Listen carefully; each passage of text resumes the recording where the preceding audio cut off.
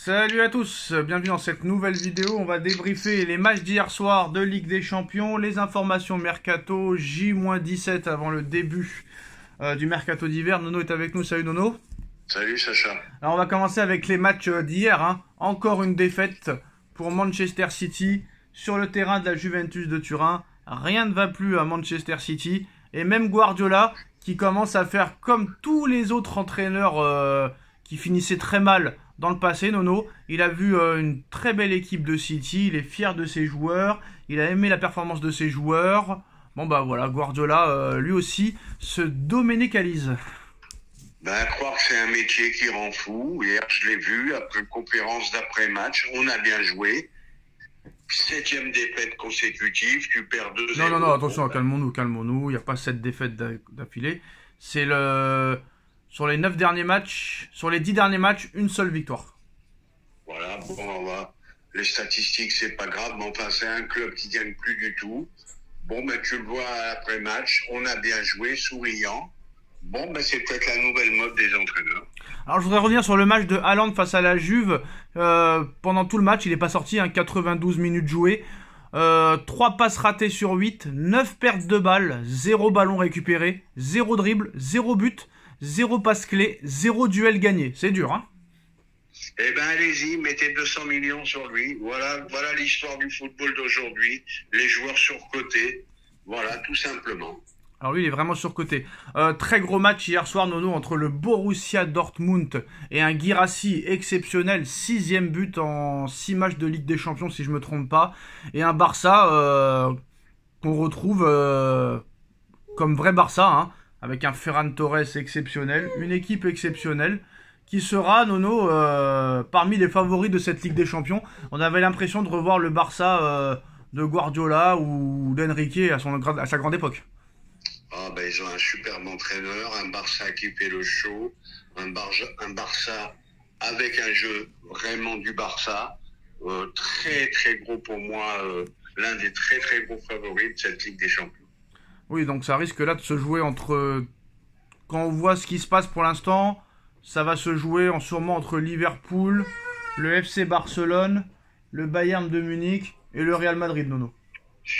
C'est les 4 équipes qui font la plus grosse impression, avec un petit bémol pour le Real. Oui, le Real, c'est pas que ça fait grosse impression, c'est qu'ils seront toujours là quoi qu'il arrive. Voilà, Thiago Motta, lui, il était critiqué, il a répondu présent, Voilà, victoire. Donc maintenant... Le classement, Nono, sauf qui peut, comme je l'avais annoncé, avec les résultats d'hier soir, Nono, Paris est provisoirement éliminé de cette Ligue des Champions. Paris provisoirement même en dehors des barrages. C'est en train de critiquer très fort le club parisien, vu que Lille a gagné hier, Brest a gagné, Monaco quand même, ils sont malgré la défaite bien partis pour au moins être barragistes. Et Paris, Nono, pourrait être le seul club français à ne pas se qualifier au moins pour les barrages, avec un match de toutes les peurs le 22 janvier prochain. Manchester City 22e contre Paris Saint-Germain 25e. Deux équipes qui sont un peu malades, Nono, mais moi honnêtement, sur ce que je vois du PSG, même si City est en grande crise, City va récupérer des joueurs dans plusieurs semaines. On ne sait pas quel mercato fera le PSG. Mais même ce City malade, je ne sais pas si ce PSG actuel peut faire quelque chose. Et malheureusement, là, Nono, tu ne peux rien espérer d'autre que la victoire. Il faut absolument gagner. Et même si tu gagnes les 2 prochains matchs, Nono, tu n'es même pas sûr d'être en barrage. Compliqué de chez compliqué. Le City, dans un mois, sera peut-être plus le même City qu'aujourd'hui. Alors que le PSG, on ne voit aucune progression. Donc, je te rejoins dans le pessimisme. Ça risque de mal virer cette histoire. Ouais, ça risque de mal virer. Et franchement, quand tu te dis qu'avant, tu finissais quand même dans les 16 meilleures équipes, t'allais au moins en 8e de finale. Et là, franchement, ce serait vraiment incroyable de ne pas passer. Et là, ça va être compliqué parce que non seulement City, même en crise, c'est compliqué. Mais en plus de ça, Stuttgart, c'est très loin d'être fait. C'est très très loin, c'est plus que loin. C'est même très lointain. Voilà, je fais des jeux de mots, là. Moi, je te dis. Là, en plus, c'est dans un mois.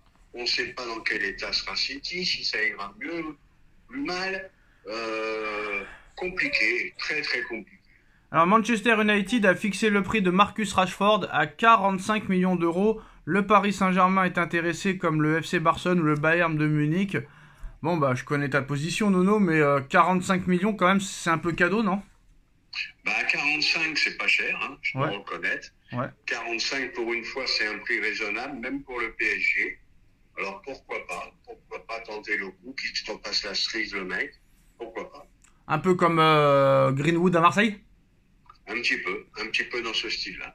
Après, le problème, ce qu'il faut savoir, bon, on sait que Greenwood avait des problèmes avec la justice, donc c'est pour ça qu'il a quitté la première ligue. Mais Manchester United, quand même, pourquoi veut-il se séparer de Rashford à petit prix comme ça? Parce que pour eux, ça veut dire que le joueur ne vaut plus rien, non? Bah non seulement c'est pas qu'il vaut plus rien, c'est qu'il n'y arrive plus du tout là-bas.